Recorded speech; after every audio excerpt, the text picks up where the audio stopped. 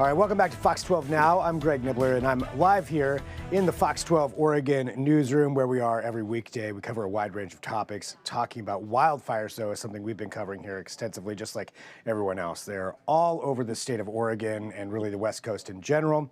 And there are thousands of people out there fighting them, including folks fighting them from the air in so many incredible ways. And we have somebody joining us right here, right now, who's part of that, Major Khai Tran. And Major, thank you very much for joining us today. And we'll show some footage, too, that we've been able to see of some of the work that you all do, which is just incredible footage. But to start off, would you mind just telling us a little bit about yourself, where you're stationed and how you came to be, part of this group fighting these fires?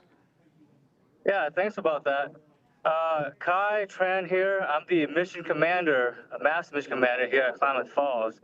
Love being here. It's been a great firefighting time for me, but it's been really busy. We came from Colorado Springs with our two MAFS birds here. I'm not sure you can see that, but MAFS 2 and MAFS 5. We've been flying since early July, so it's going to be a little bit, but it's been pretty busy. Our guys here are flown pretty much all over the place, and we'll probably continue being here for a little bit. But right now, I'm just acting as the coordinator for pretty much all the agencies, my crew, and my guys back home to make sure that they have everything they need in order to get the mission complete. That the mission here is the priority.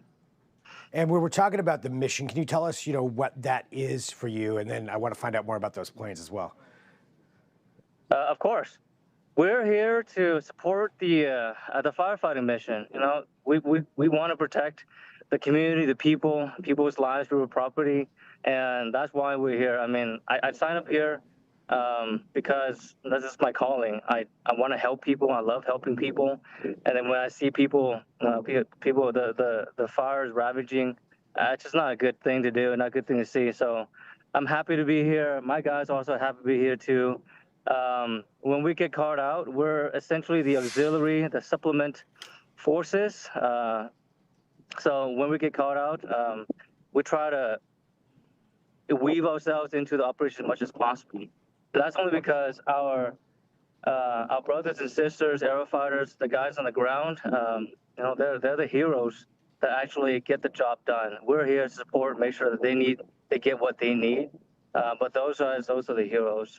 They're the ones digging ditches, they're trenching, they're bulldozing, and they're in the ditches right there. So those guys, they have the hardest job. We're here to kind of fly boys a little bit, but we're here to help, and that's been our mission for the entire time, for the last few days and ongoing for the next few weeks or so. When you talk about helping, can you tell us, what kind of planes those are that you're flying and what exactly it is that they're doing in that assistance? Yeah, these are C-130, C-130 H3s. So I didn't mean to be a little bit technical there, but we hold about 3,000 gallons retardant on board, and we can dump that out in about 5 seconds if need be. Stretch it out really long to build those lines, the retardant lines, or dump it on a very targeted, very focused spot. And really, what it comes down to is we try to coordinate with our guys on the ground to see exactly what we need to supplement what they need and what they're doing. We're trying to get ahead of the fire, and normally when we talk about firefighting, we're not really dumping on the fire because it's not really effective. What we try to do is we build fire retardant lines on the ground, and then we use retardant to either bolster or as a bulwark so the fire doesn't cross over. Containment is the key to success here. That's what we're trying to do with the airplanes here. We got two here, MAFS 2 and MAFS 5, and we got MAFS 3 and MAFS 6 in Redding, California. But that's what we're trying to do.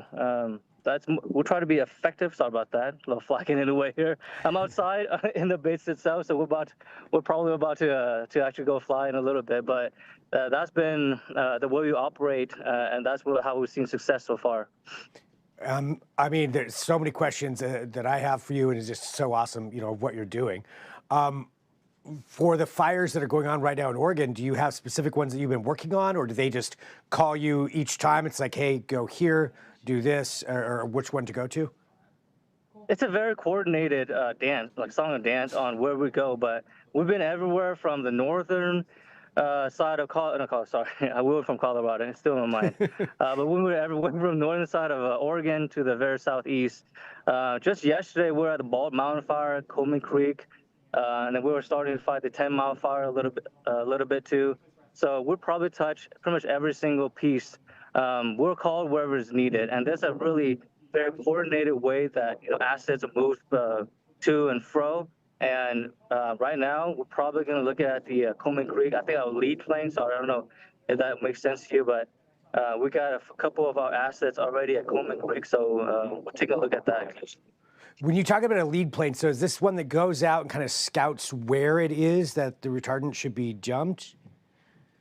That's exactly it. So we do have other assets that go out and scout first to see what kind of procedures, what kind of techniques we need to use to contain it. And that's our lead plane. That's our air attack. Those guys are super seasoned. They have nearly 2 or 3 decades of experience. Like they're probably some of the best flyers, multi engine flyers I've ever had the pleasure of working with. But they're exactly it. And we make sure that the assets we send to each is coordinated with whatever is needed, and I will lead plane our eyes and ears before we get there. What is that feeling like when you're up there doing that? You said that before that it's your calling. What's that feeling like when you're out there? You can see that fire raging. You're somewhere near wherever that line is, and you drop that retardant down there. I think it's the same feeling that everybody gets. It's you're doing something that's good and you're doing something that's right. I think I can probably speak for the rest of my crew when we say that this is, we do this because we love helping people. We love flying. It's pretty fun to fly, bro, but this is a special mission for us, and only a select few actually select for this because it requires a lot of training. But for me, it's a personal experience. I love, I love seeing the effect that we have.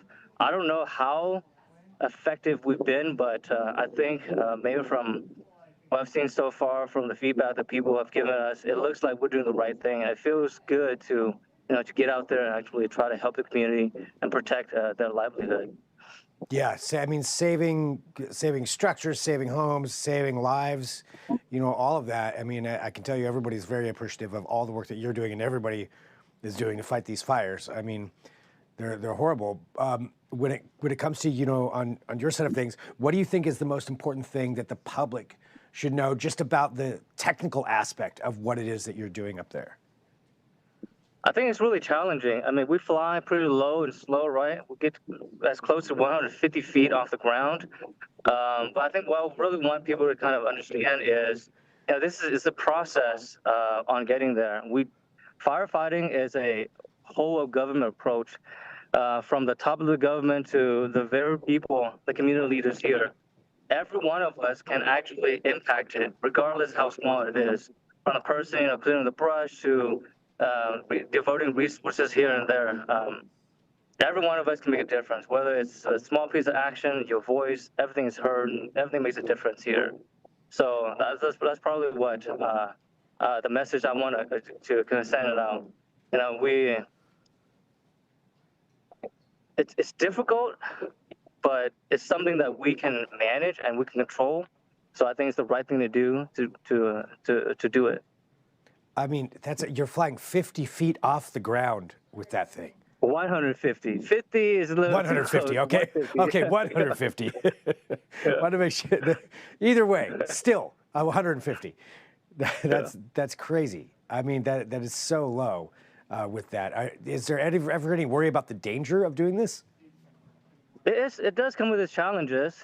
We do fly really low, and sometimes you see the leaves, right? You see the leaves of the trees, but our flyers, our maintainers, our support crew, they're some of the best in the world.